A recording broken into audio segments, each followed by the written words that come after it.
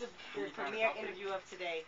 Tashera Simmons, ladies and gentlemen. What do you want to talk about? Yes, I'm in the building. Thank you so much for coming through here today, Tashera. No problem. I mean, we go back. I know we do, but you know what I'm saying? This is about you right here. Yes, you know what I'm saying? DMX's ex-wife. Is that safe to say right now? No, we're not divorced yet. You're not divorced as of yet? Yeah, no. But how many years was it, Tashera, that you put in work? You know what I'm saying? You helped maybe one of the greatest rappers of our time. Yes. You know what I'm saying? The mother of his children. Yep. It's been 20 years. 20 years you have done that. It's, I mean, and you know, it's rumored that you got a book coming out. Not a tell-all, but a memoir about your life. A memoir. It's a memoir about our life. Well, first of all, I come from a crazy background. Your own story. My own story.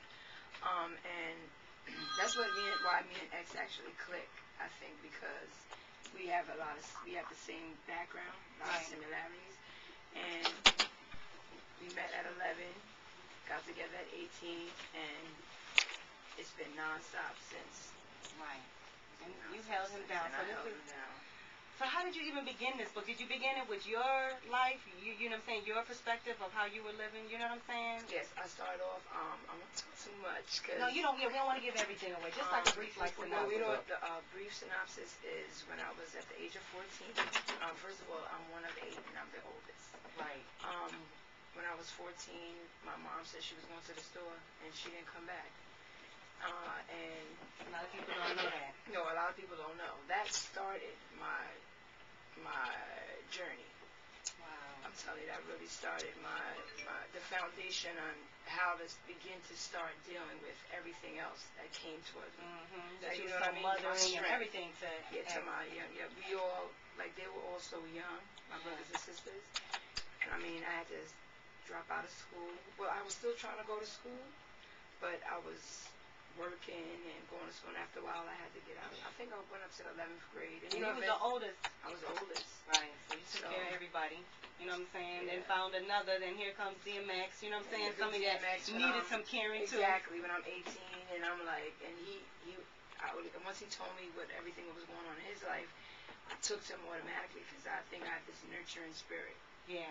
Like, I was just like. He wasn't a rapper. He wasn't famous. He was just Earl Simmons. He was just Earl Simmons then. He was always making little mixtapes at that time. But I was just like, that was his little hustle. Did you think that those little mixtapes? Because I remember even like on tape, like really a tape, because that's what was popping there, tape cassette. Yes. Did you think that he really could do something with it, or did you ever discourage him or encourage him either way with it? No. I always tried to encourage him, but when bills was due and stuff like that, and you trying to make mixtapes and sell them for $5, I was like, come on, you gotta do something, because this is not working. And at the time, we had a son. That's Xavier. Okay. Which is, he's gonna be 18. Oh my gosh, 18. He's gonna be 18 in So December. DMX's son is about to be 18. Can you believe that? Man, I can't, because I'm personal to this. You know, I worked a lot of people know from listening to radio, I worked at Rough Riders, so I was so happy, you know what I'm saying, to get this interview with you. It's like a reunion, you Fox, I'm like, you know what I'm saying, your whole family. I have so much love for you, Tashera, and so much strength you have. Man, and I appreciate you having me, and I was so excited once I found out it was you. I was like, Mimi? I'm like, wait, I never had the Mimi that was, hold on. I remember when you got the ring. We went to the bowling. Remember we went bowling? You got the ring when you was about to get married and everything, and he was really excited about getting married. Like, I could say that you made DMX happy. I could say that from what I saw on the outside, from what I saw the relationship, you were very supportive, and you made him happy. Yes. You know what, and I have to say, like, he's definitely, throughout the years, kind of got sucked into the industry. Okay. And I think it comes from his background, because not having nothing, and when I say nothing as far as love. Yeah. You know what I'm saying? No, it's like a little boy. It's like in a grown man's body. It's like a little 8-year-old. Because the mother, we watched on the VH1 Behind the Music, but was very well done, I might add. You were really involved with that? Yes, I was.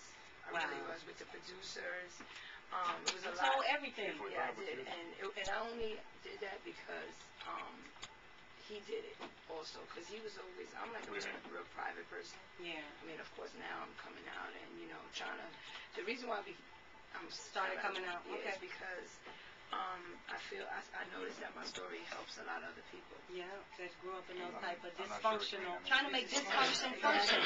From my life, yeah, and from me and X's life. So I'm you know what? I'm gonna tell the whole story, but in a good, you know, in a real and good way. Okay, so 18 years, Pat. I mean, he's had the success, the up and down. You were there through the success. You know what I'm saying? You got the fruits of success, homes. You know what I'm saying? You and your kids well taken care of. Then the drug use that was always there came up. How did that really affect you once it started getting crazy? You had a subscription? A series It of was subscription? it was hard, very hard, because I was his protector.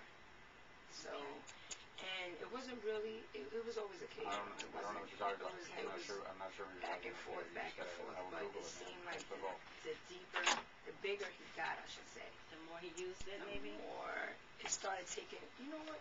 It started really taking a toll on him. And I don't know if it's safe to say, but in this industry, it's everywhere.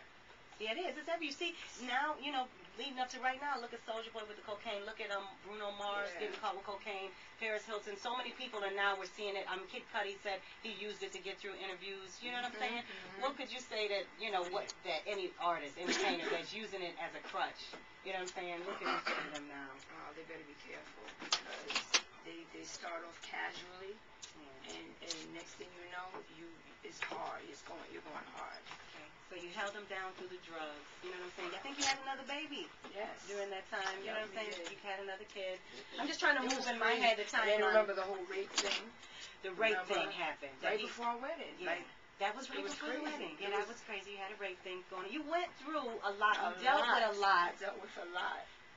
And that's what's so interesting, that you have this foundation that you started with it all as well. You know what I'm saying? The empowerment.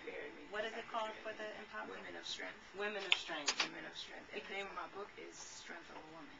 Wow. And that's what you really, the resilience that you know what I'm saying, show is amazing. I mean, you had a little cameo in your girlfriend, Irv Gotti's the reality show. I'm just trying to go through what you've done, right? You know what I'm saying? Yes. No, yeah, you just trying to go. It's so, Mimi, it's so much that you like refreshing me. Let me tell you, I've done so much, been through so much, and I'm so humble that you look at me and you're like, did she really go through all that? Yeah, you are, yeah. And that's why, I got the blueprint on everything, girl. You can come talk to me. Right, how it should go down, what it should be. What? So, okay, now here's X getting in all this trouble with the law. We don't see you at his side through them maybe 4 years that we in and out of jail, whether it's picked up for driving without a license, somewhere shown with drugs. What was it like for you back in, you know, not supporting him? You know what? It was a 50-50, because a part of me, I had to separate myself, because it was Arizona, New York, it was everywhere. Well, you know, we've been separated for 5 years. That's what I'm saying. So that's when it seemed like once we separated, we started really going downhill, because I was, like I said, it was his protector and his rock.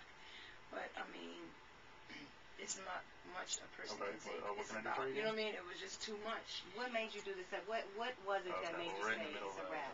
Was it drugs? I'm looking at it like you went through so much with the drugs. The rumors of the women. What was it? What that you could say? It wasn't. The drugs was a lot, but I felt I had a loyalty in that area for him, because it's not. I didn't feel like it was him.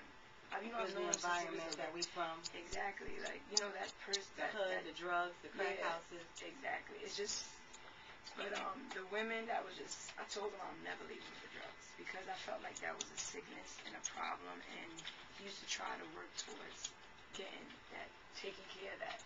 But it's hard. I mean, I watched your body. It's a physical thing. Exactly. So I didn't feel like it would be right as a friend and as a wife to just abandon him. And it's not like he used to beat me still. No. You know, a lot of people, he never did none of that. Most of it was self. You know, he used to hurt himself more than anything. Is he a good father to the kids? He loves the kids, love the boys? He is. He's a strict one. He's a stern one. I'm the let it go. So he was. You guys are friends. We were friends. Ultimately, you were friends. You know what I'm saying? More than it seems like you were friends first. We were friends first, definitely. You know, we have. I gotta say, that's why I can't. Like, I hate when people say, "Oh, she's coming out with a book," and tell her. Regardless of what X did, I will never shit on him. I can't, because you know what? To be honest with you, as much as he's done, the good overweighs the bad. Because he's a good person. Yeah, he makes us a good person. So estranged for 5 years. When was the last time you saw him now? Before we go into one of his musics, when was the last time? Like, how long was it the longest break that you just didn't see him? No contact, nothing? Well, we always talk.